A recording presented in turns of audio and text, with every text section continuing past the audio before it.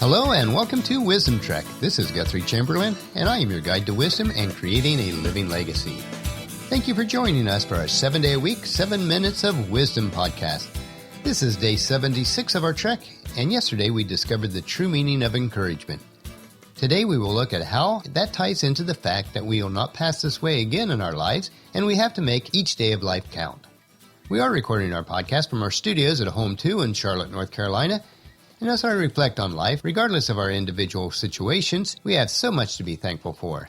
At best, we will only have 100 years or so to impact our world. The impact that we have on others and the generations to follow is what will live on to eternity. We need to make each day count, and I struggle with this as much as anyone, maybe more than most. There are always deadlines to meet, bills to pay, people to deal with, but let's not confuse the urgent with the important because they are rarely the same. Although I don't get outdoors nearly as much as I would like, the analogy of life being a hiking trek is so important and fitting. We slowly go through life one day at a time. This morning was a reminder of how much life is like hiking or trekking through difficult mountainous terrain. During my regular exercise routine each morning, I usually spend an hour running on our treadmill. Since both Paula and I use this treadmill nearly every day, a couple years ago we invested in a treadmill that is connected to the internet and has walking, running, and hiking trails from all over the world through the use of Google Maps. The technology is really neat, and although I usually choose running courses, this morning I chose 2 hiking trails. The first one was the Sierra Trail in California, which is about 2 miles long, and the second was the Deer Mountain Trail in Colorado, which is about 2.5 miles long. I have to tell you that they were uphill during most of both trails, and while I usually jog or run, this morning it was only a fast walk at 4 miles an hour. With the difficulties of these trails, it was certainly a stark reminder that some days life is an uphill climb and can be very painful for the moment. But if we keep at it, we will reach our destination eventually.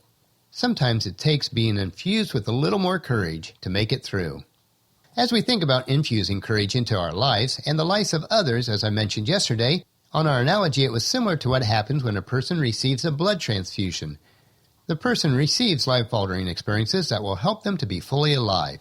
What we say to others and how we treat others each day is either infusing them with life or death. This also applies to what we speak into ourselves and how we treat ourselves. Are you living daily or dying daily? Each day is a new day. We will never again have a chance at today with its unique situations or circumstances. Although some seasons of life feel like we're on a proverbial treadmill or reliving the same day over and over like the movie Groundhog Day. But that's not really the case. We only have one chance to get today correct. As was written by William Penn, he said, "I expect to pass through this world but once. Any good, therefore, that I can do, or any kindness that I can show to any fellow creature, let me do it now. Let me not defer or neglect it, for I shall not pass this way again." Our words alone can have a significant impact on the lives of others, either for good or for evil.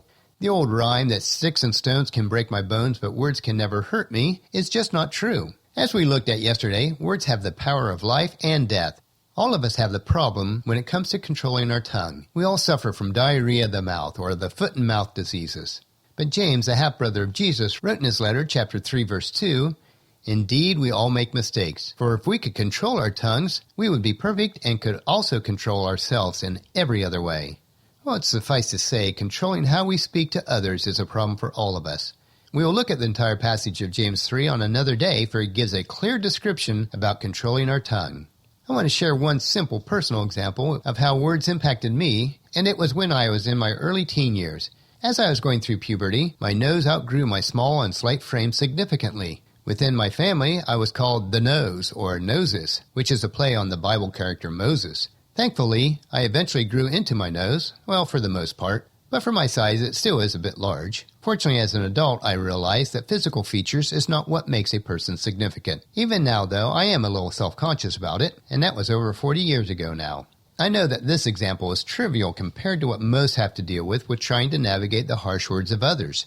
But the point is to understand and show how powerful and lasting our words can be. A careless word can shape or misshape somebody's reality for years to come. We need to take to heart and put into practice the advice that Paul wrote in his letter to the church at Ephesus in chapter 4, verse 29. And he wrote, "Don't use foul or abusive language. Let everything you say be good and helpful, so that your words will be an encouragement to those who hear them." This verse provides 3 keys to appropriate speaking. Number 1 is never use foul or abusive language. Our language is so rich and full that we should never need to use words that are foul or abusive when communicating with others. Foul or abusive language is negative, not positive, and we should always avoid it. Number 2, everything that we say should be good and helpful. In other words, every word that we speak to others should be both good and also helpful to that person. Even if the words are for correction or discipline, the objective is to help the person that we are speaking to. And number 3, all words should infuse courage into others or encourage them. Every word should be an encouragement to the person being spoken to. Even if we have to help others dealing with negative habits or uncomfortable confrontations, it should be handled in such a manner that our words infuse into the other person the courage they need to make the changes. King Solomon said it this way in Proverbs 18:21, "The tongue can bring death or life. Those who love to talk will reap its consequences." Every day we are shaping the reality of someone by the words that we use with them. The choice is ours. How will our words impact others? And I would love your feedback or comments on this question that I'm about to ask. How have the words of another, positive or negative, impacted your life? And if you would share your comments on the journal page for today's podcast, I surely would appreciate it. Well, that'll finish our podcast for today. If you've missed any of our previous episodes, please check out Wisdom Trek at iTunes, Stitcher, SoundCloud, Spreaker, YouTube, or on wisdom-trek.com. Tomorrow we will continue looking at ways that we can possibly impact others through kindness as we realize that we need to, let me not defer or neglect it, for I shall not pass this way again. So please join us at our camp tomorrow for another day of Wisdom Trek, creating a legacy.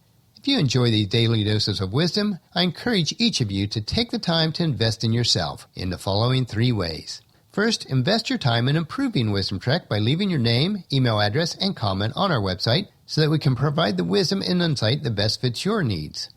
Number 2, invest in yourself by listening to your 7 minutes of wisdom through Wisdom Trek each day. The easiest way to do this is to subscribe at iTunes or Stitcher so that it is downloaded to you automatically each day. And 3, invest in the lives of others by sharing with your family and friends, either in person or online, to journey with us on our Wisdom Trek. And if you haven't done so already, please go to iTunes or Stitcher and leave us a rating. This will allow the Wisdom Trek podcast to be exposed to others so they can join us on our trek. The journal for today's podcast can be found at wisdom-trek.com, where we have pictures, tweetable quotes, wisdom nuggets, and free resources. Thank you so much for allowing me to be your guide, your mentor, but most importantly, your friend, as I serve you through the Wisdom Trek podcast and journal each day. As we take the time to trek together, let us always live abundantly or fully, love unconditionally, listen intentionally, learn continuously, lend to others generously, lead with integrity, and leave a living legacy each day. This is Guthrie Chamberlain reminding you to keep moving forward, enjoy your journey, and create a great day every day. See you tomorrow.